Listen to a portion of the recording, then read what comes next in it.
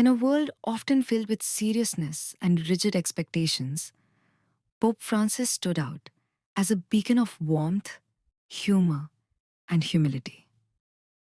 Those who had the privilege of encountering him often speak of the personal touches that made him so uniquely human and deeply connected to the people he served. One such encounter comes from a moment shared on the back of the papal plane, where a light-hearted joke led to a hearty laugh from the Pope himself. "Sei cattivo," he exclaimed, meaning, "You're naughty." His response wasn't just a reflection of his quick wit, it was an embodiment of the joy and authenticity he brought to his role.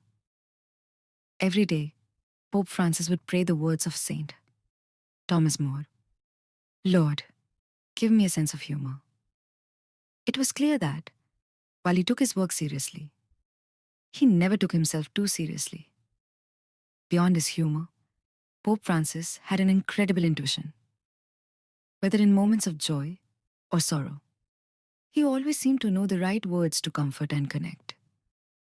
One family recalls a touching moment when their youngest child was crying during an audience. In response, the Pope, with a smile, joked, "Whenever they see a man in white, they think I'm a doctor and about to give them some medicine." His ability to find the right balance between humor and compassion was a hallmark of his leadership. What truly set Pope Francis apart was his remarkable pastoral instinct. He was always attuned to the needs of those around him, whether it was a bishop, a child, or a member of the public. He made it a point to truly listen, often gathering bishops in a circle, allowing each to speak in turn before making important decisions.